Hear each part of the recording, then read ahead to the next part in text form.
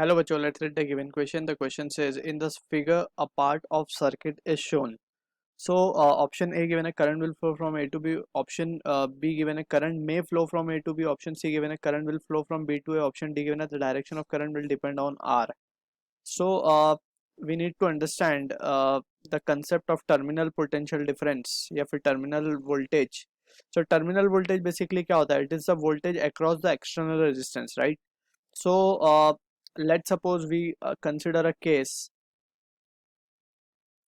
यहाँ पे हमने एक बैटरी शो की है जिसका EMF E है, उसका इंटरनल रेजिस्टेंस स्मॉल r है, एंड यहाँ पे एक पॉइंट मान लेते हैं A एंड यहाँ पे एक another point B.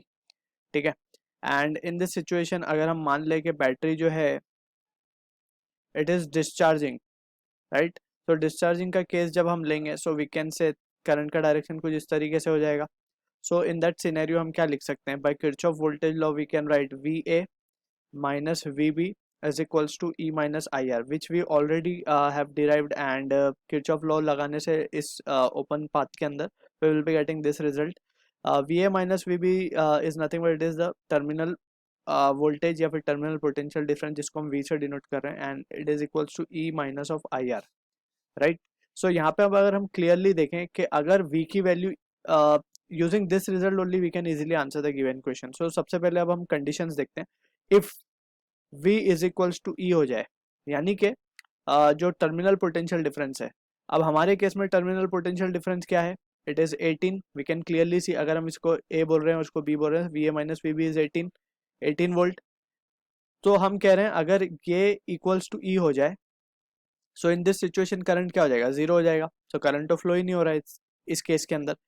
Now second condition देखते हैं. If V is less than E, right. अगर V कम हो जाए E से, ठीक है, लेट्स से हम मान लेते हैं कि जो V की वैल्यू है वो तो है 18,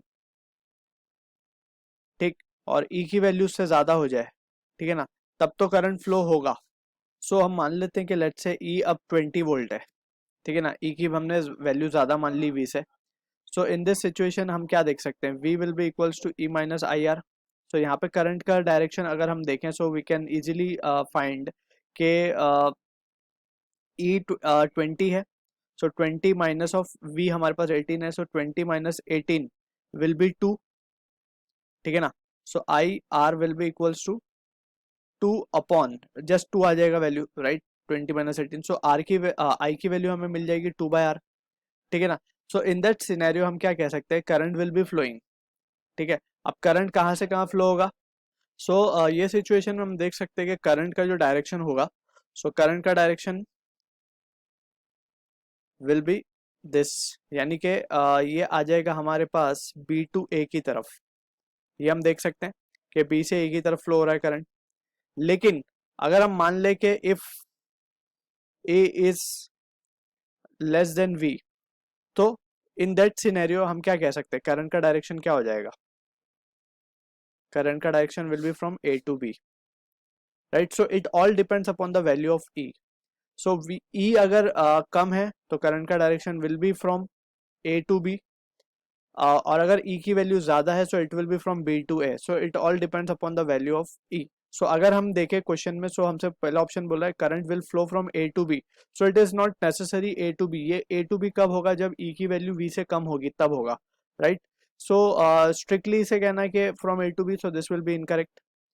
current may flow from A to B, so yes this situation is right. अगर ऐसा हुआ तो A to B फ्लो होगा, यानी कि B option is correct. Current will flow from B to A, so this is again a fixed statement, so हम इसे नहीं कह सकते. Direction is not dependent upon the value of smaller, but it depends upon the value of E, so this option can also be discarded. So I hope you understood the solution. All the best.